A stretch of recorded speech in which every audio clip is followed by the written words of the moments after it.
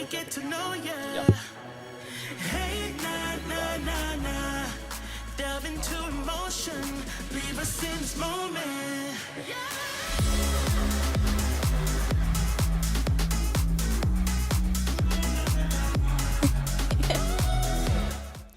Hello everybody, welcome back to Raising an Archer. Today we have Enoch, an Olympic recurve shooter. I am. Do you want to say hey? Hey. Hi, everybody.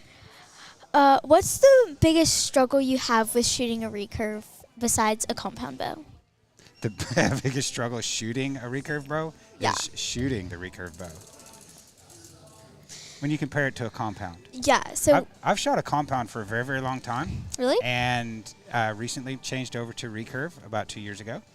And the recurve bow is a form bow.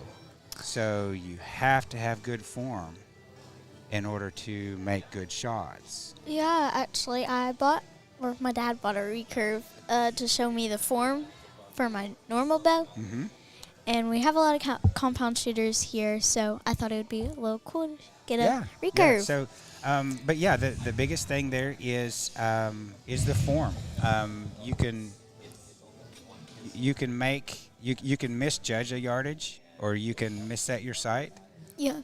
Or you can set your sight perfectly. But if you don't have your form, you're not going to hit very well on these targets. Okay, Enoch.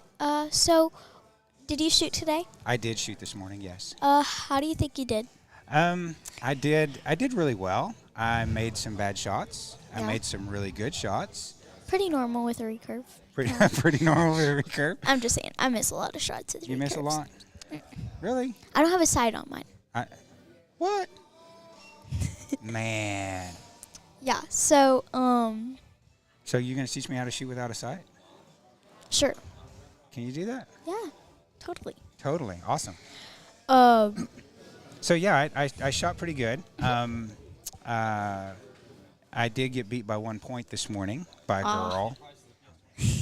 Are you shaming us girls? No, I'm just saying I got beat by a girl today. Pretty normal. Pretty normal.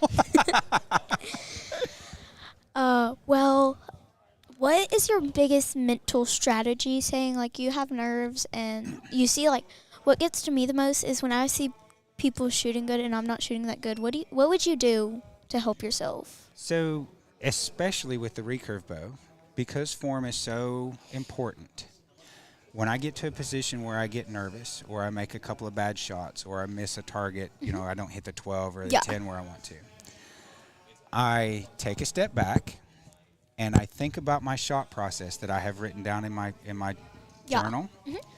And I go through that shot process from beginning to end. Okay. Where do you put your feet? How do you set your hips? Where does your shoulders go?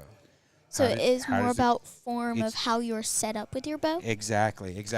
Okay. But the thing is, when you get nervous, or when I get nervous, it's always better for me to lean on something that I know. Okay. Right? So this is something that I know. The shot process doesn't change.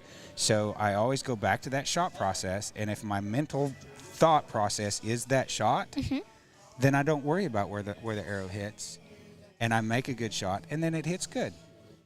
So basically you're saying someone who's not a big recurve person. I do it for fun outside and stuff, but I don't shoot it competitionally because I feel like I would get beat a lot and like I wouldn't do as well.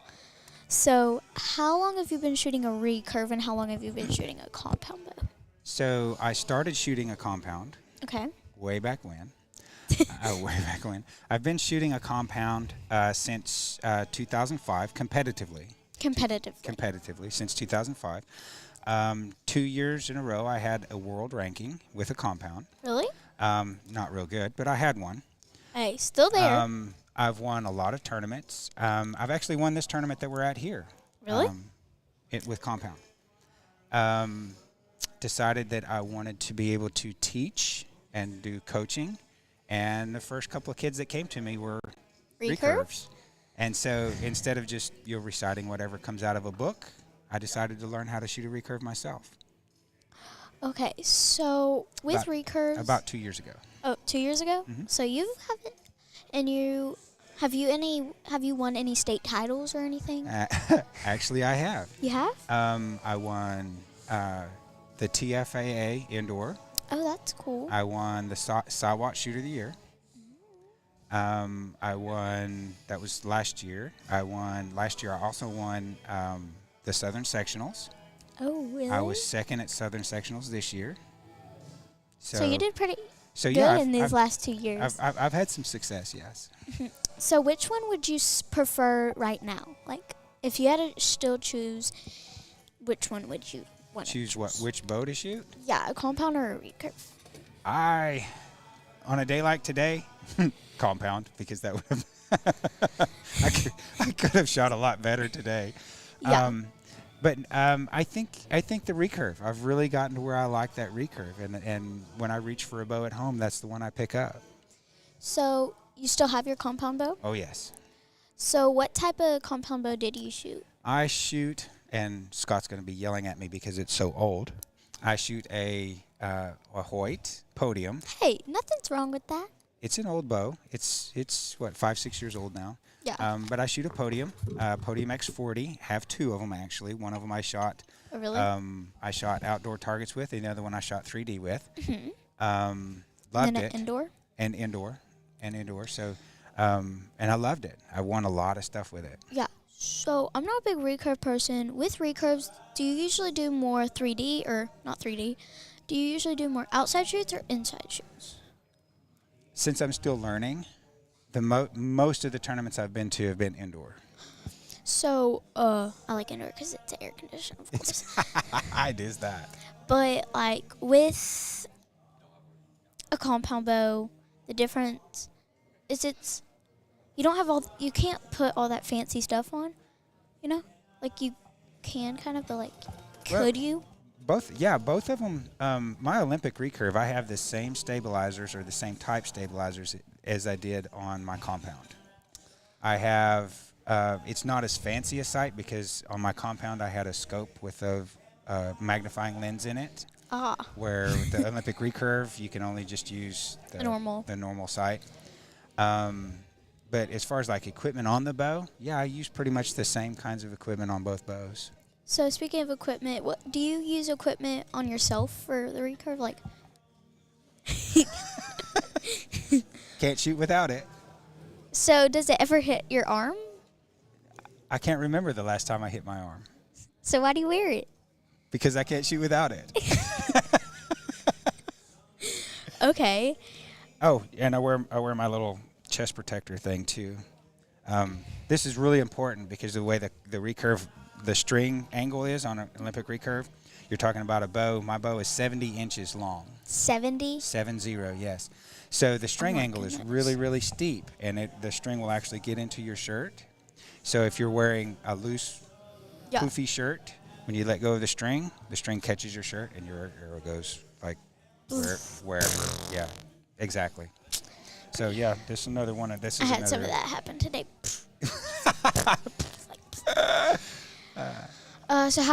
So what score did you get today with your recurve? I shot 7 down. I shot a 193. Oh, so that's not bad. Not bad. I mean, better than me with a compound bow, but you know. It's okay. So are you ever going to go back to compound, or do you want to just stick with? Target shooting, I'm not sure. I'm really not sure. I'm not sure that I would go back except to just be able to shoot it. I'm not confident enough with a stick bow yet to go hunt, so I'll definitely use a compound bow to hunt with. So do you usually use your gun at hunting time? No guns. No guns? No guns. No guns? No guns. Just your compound bow? Okay, just a compound bow. Well, an arrow. Well, yeah. The broadhead.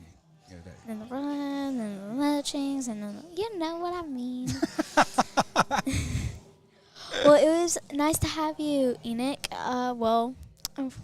Bye, y'all. Thank you for watching Raising an Archer.